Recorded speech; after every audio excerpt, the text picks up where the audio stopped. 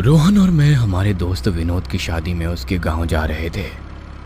उसका गांव काफी दूर था, लगभग 7 घंटे का सफर था।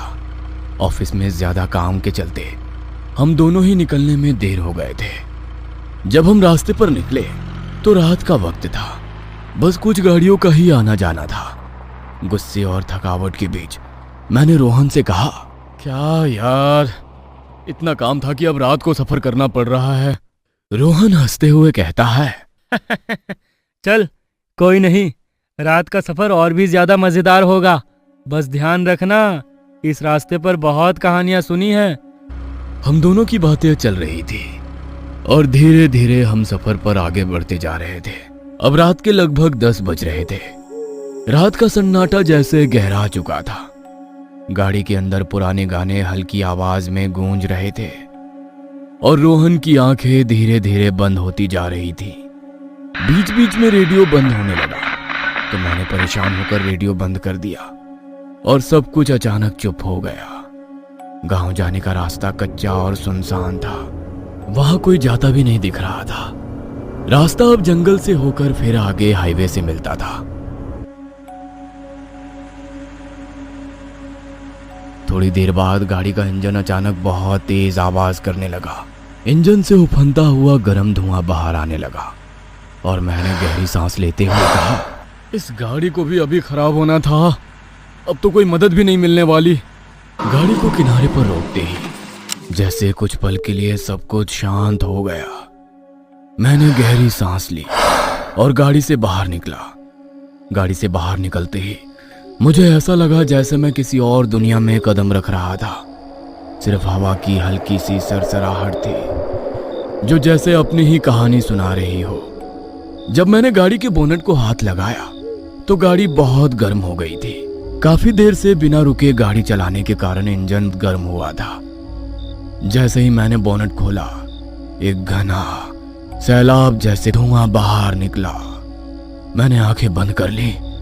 जब मैंने फिर से आंखें खोली तो वहां एक स्पष्ट आकृति खड़ी थी, जैसे कोई साया, लेकिन मुझे लगा कि यह सिर्फ धुएं का असर था और कुछ नहीं। मैंने आंखों को हाथों से पोंछा और फिर से देखा तो वहां पर कुछ नहीं था। घड़ी में 11 बजने वाले थे और जंगल की खामोशी एक भयंकर अजनबी एहसास में बदल चुकी थी। गाड़ी का बंद होना एक खौफनाक संकेत लग रहा था। मैं मन ही मन सोचते हुए गाड़ी के पीछे रखी पानी की बोतल ले आया। मैंने पानी की बोतल उठाई, लेकिन जैसे ही बोतल के ढक्कन को खोलने लगा, जंगल के कीड़ों की आवाज अब मुझे बेहद खौफनाक लगने लगी थी। जैसे वे मेरे अंदर के डर को महसूस कर रहे हो और मुझे डराने की कोशिश कर रहे हो। तभी मुझे ऐसा महसूस हुआ कि मेरे पीछे कोई है। मेरे कानों में एक हल्की सी फुसफुसाहट आई। मेरी सांसें रुक सी गई। मैं धीरे से पीछे पलटा।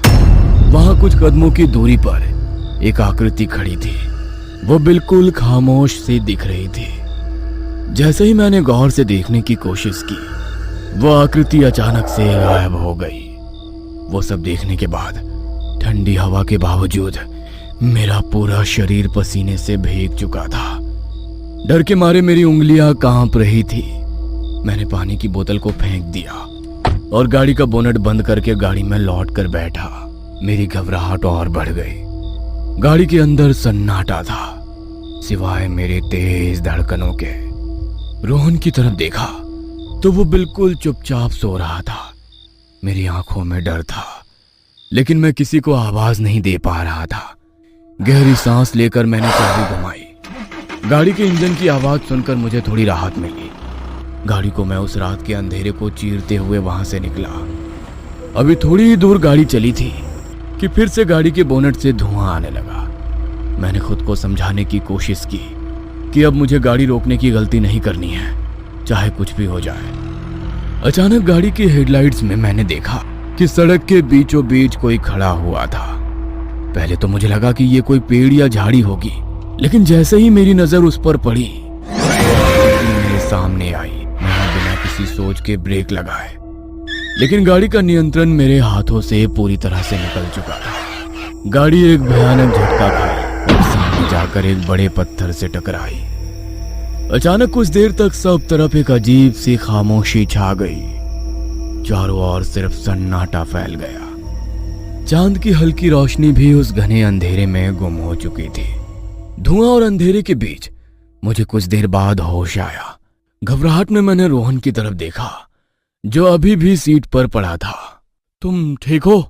उसने मेरी तरफ देखकर कहा। मैं तो ठीक हूँ, लेकिन ये सब कैसे हुआ? मैं सुन्न होकर उसकी तरफ देख रहा था, लेकिन कुछ भी महसूस नहीं कर पा रहा था।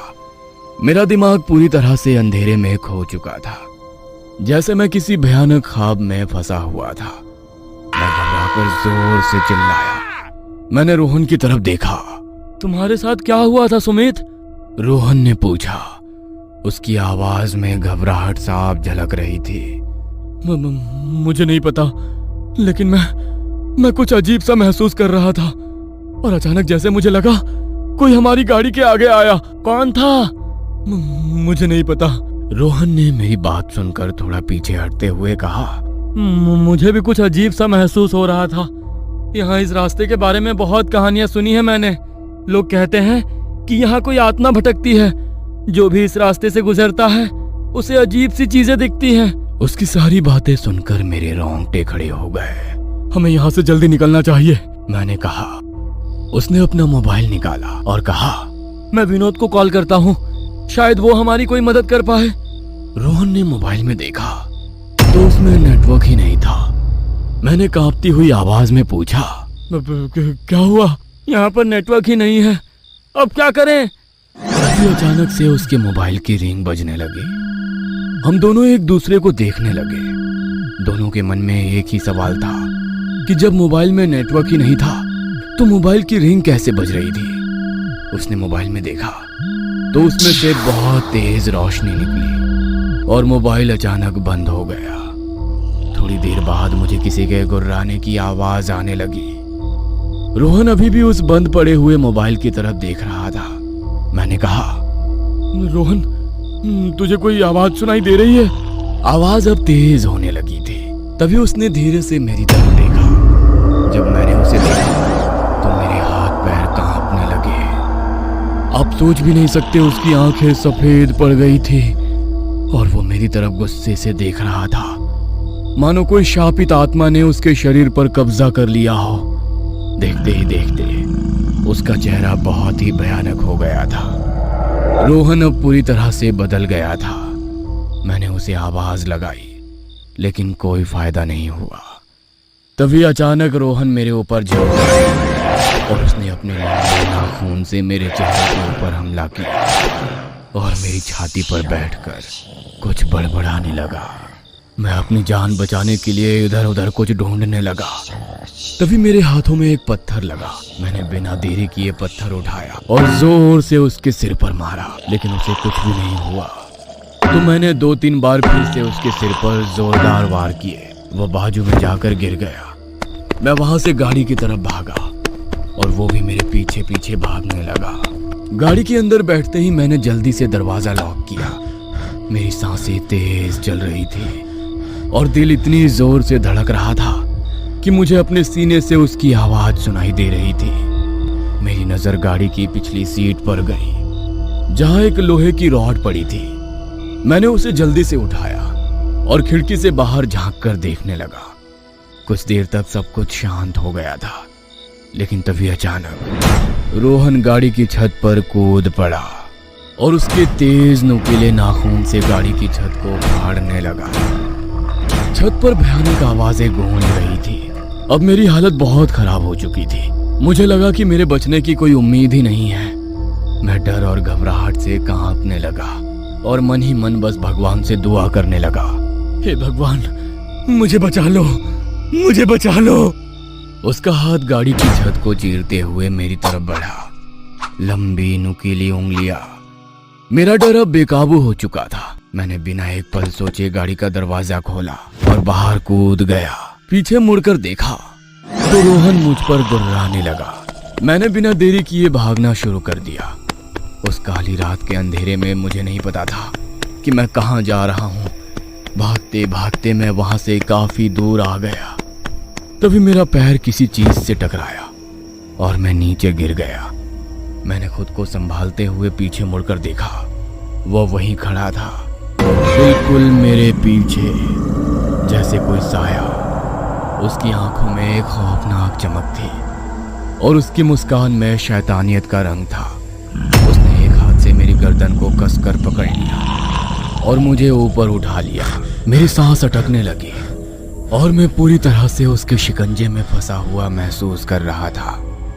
मैंने पूरी ताकत लगाकर रॉड को उठाया और उसे जोर से उसकी खोपड़ी पर मारा। वो छटपटाते हुए नीचे गिर गया। गुस्से और डर से मुझे होश नहीं था। मैंने उसके सिर पर बार बार हमला किया। अगर आप इस स्थिति में होते तो आप क्या करते?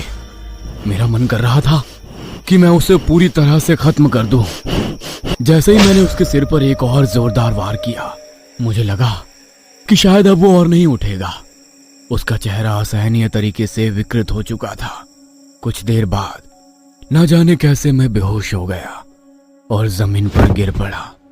जब मेरी आंख खुली तो सिर भारी था और शरीर में अजीब सी थकान महसूस हो रही थी।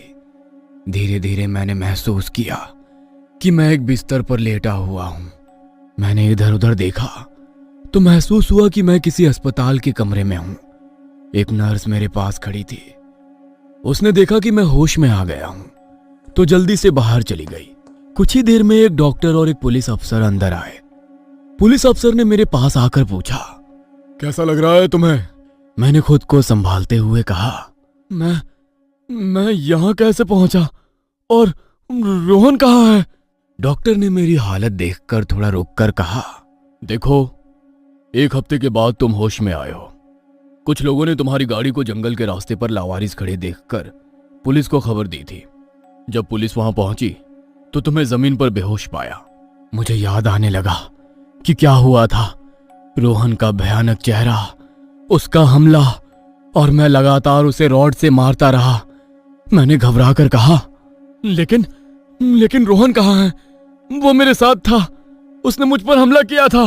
पुलिस अफसर ने हैरानी से मेरी तरफ देखा और कहा, हमने सारा जंगल छान मारा, लेकिन तुम्हारे अलावा हमें कोई और नहीं मिला।